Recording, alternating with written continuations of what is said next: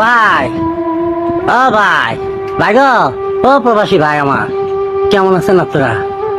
ভাই ভাই রে, এই যে একটা ডাক, এত সুন্দর ডাক, আমার মনে হয় মায়ের পেটের ভাইও আসলে ডাকে না। কিসের বড়াই করো রে সব থেকে দুঃখজনক হলেও আসলে এই বিষয়টা খুব নাড়া দেয়। হ্যাঁ, কারণ একজন চলচ্চিত্র শিল্পী উনি, যাই হোক ছোট হোক বড় হোক, কমেডি হিসাবে উনি কাজ করে মানুষকে আসলে প্রচুর বিনোদন দিয়েছে উনি। হাজার বছর তোমার সাথে ছিল পরিচয় আমার ছিল। তুমি এত সুন্দর করে গানের সুরে মরে বলেছো মুই কি নাই থাকতে রে। হ্যাঁ, আর আমি ওই গানটা গাওয়ার পর যে তুমি আইবা সেটা আমার বিশ্বাস হয় না।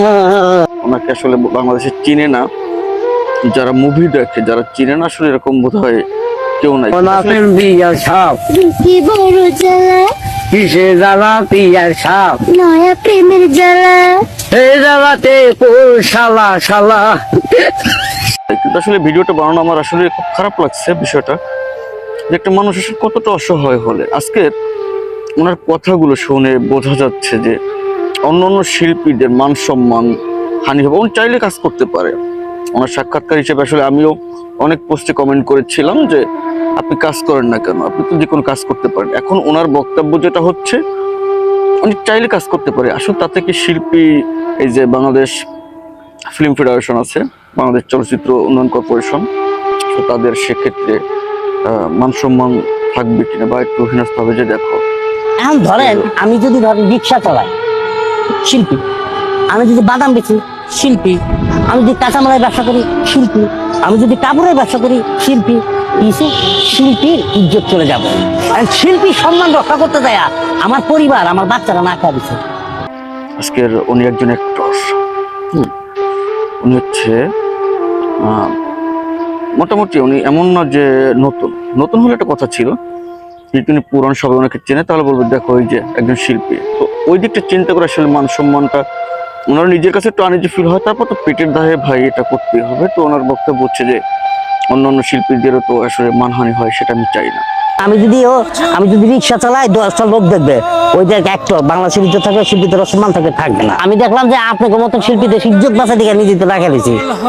এখন অনেকেই হয়তো বা বক্তব্য দিতে পারবে, ওনার একটা ভিডিও দেখছি আমি, কে নাকি লিখছে যে এই ভাই ভাই মানে ডেকে প্রবাসীদের কাছ থেকে টাকা নেয় না। আসলে আমি ওনার অনেকগুলো ভিডিওতে দেখছি, উনিও বিনয়ের সাথে বলছে যে ভাই বুকে হাত দিয়ে কেউ বলতে পারবেন না যে শামীম আহমেদ কারো কাছ থেকে 10টা টাকা নিছে। আসলে সত্য। আমি যে মাফ করেন। আপনি আমার একটা বিকাশ নাম্বার দিতে পারেন, একটা বিকাশ করতে পারবেন কি দোয়া, ওইটা বিকাশ করেন।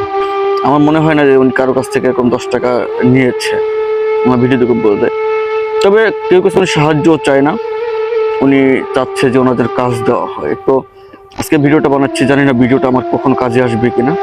আমার মনে হলো মানবতার দিক থেকে ওনার জন্য একটু বলি যে ভাই, যারা অনেক বড় বড় এখন বর্তমান শিল্পী হচ্ছেন, নতুন নতুন শিল্পী হচ্ছেন, তো সেই জায়গা থেকে যদি সম্ভব ওনাকে একটু কাজবাজের ব্যবস্থা করে দেন। আসলে একটা ফ্যামিলি অসহায়, এই সামনে ঈদ চলে আসছে, উনি অসহায়ের মতো ওনার ছেলেকে বলেছে বাবা প্রতি বছর দিই এভাবে, মানে এবছর আমি দিতে পারবো না। তো ওনার ছেলে বলেছে বাবা প্রতি বছর তো তুমি আমাকে দাও বা আমাদেরকে দাও, এবছর না হলে। আসলে এই যে একটা করুণ, এই যে ওনার বক্তব্য আসলে লজ্জা না রেখে উনি কথাগুলো বলছে, আসলে বোঝেন আসলে কোন পর্যায়ে দাঁড়িয়ে আছে। যেমন অনুরোধ থাকবে যারা নাটক নিয়ে কাজ করেন বা যারা বিজ্ঞাপন নিয়ে কাজ করেন, হয়তো বা মুভি ওনাকে হয়তো বা অনেকে নিচ্ছে না, সেক্ষেত্রে আমি বলবো যারা বিজ্ঞাপন মূলত যারা ছোট ছোট কাজ করেন, আপনারা এমনিতে তো নতুন মুখ নেন, তো আমি বলবো অনুরোধের সাথে যে আপনারা, উনি তো পুরনো লোক, আর উনি ভিডিও করলে বা উনি যদি অ্যাক্টিং করে মানুষ দেখবে, তো সেই জায়গা থেকে যদি সম্ভব হয় একটু ওনাকে কাজের ব্যবস্থা করে দিবেন। উনি কারো কাছ থেকে সাহায্য নিতে চায় না, উনি কাজ চায়। তো কাজ উনি শিখছে যেটা, ভাই অনেকেই বলে যে উনি এখন কাজ জানেন। হ্যাঁ ভাই, যে যেটা শিখছে এখন উনি ওটা শিখছে। উনি হয়তো যে বয়স চলে আসছে এখন ওইভাবে পরিশ্রমও করতে পারবে না। তো ওনাকে এই কাজের মধ্যে রাখা উচিত যদি সম্ভব হয়। নতুন যারা থিয়েটার দাঁড় করেছেন, যারা নতুন মুখ যারা, তাদেরকে বলছি, পুরন তারা আমার কথা কখনো শুনবো না আর অ্যালাউ করবো না। তো সেক্ষেত্রে যারা নতুন ভাবে কাজ করতেছে, নতুন মুখ নিচ্ছেন, তাদের কাছে অনুরোধ, সেই শামীম আহমেদ যিনি আছেন খুব ভালো অভিনেতা, তো কমেডিয়ান হিসাবে বা যে কোনো বিজ্ঞাপন যদি কোনো কাজে লাগানো যায়, আমাকে সাহায্যটা করার জন্য অনুরোধ জানাচ্ছি। তো সবাই ভালো থাকবেন, সুস্থ থাকবেন, আল্লাহ হাফেজ।